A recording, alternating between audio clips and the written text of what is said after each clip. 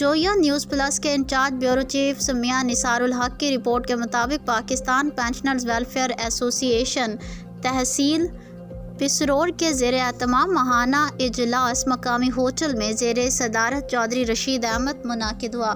اجلاس ممبران کی کثیر تعداد میں ارکان شریک ہوئے۔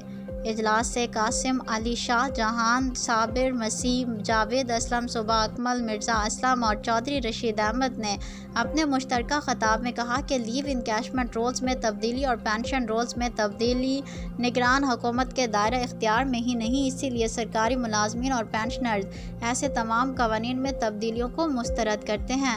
انہوں نے مزید کہا کہ آئے روز بجلی، پیٹرول اور سوئی گیس کی قیمتوں میں اضافے کی وجہ سے اشیاء خوردونوش میں بے تحاشا اضافہ ہو چکا ہے۔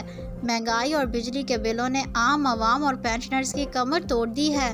عوام خودکشیاں کر رہی ہے اور اشرافیہ عوام اور سرکاری ملازمین کے ٹیکسوں سے عیاشیاں کر رہی ہے۔ مقررین نے حکومت سے مطالبہ کیا کہ اشرافیہ باشمول ایم پی ایز کو دی گئی تمام میعاد کو ختم کیا جائے۔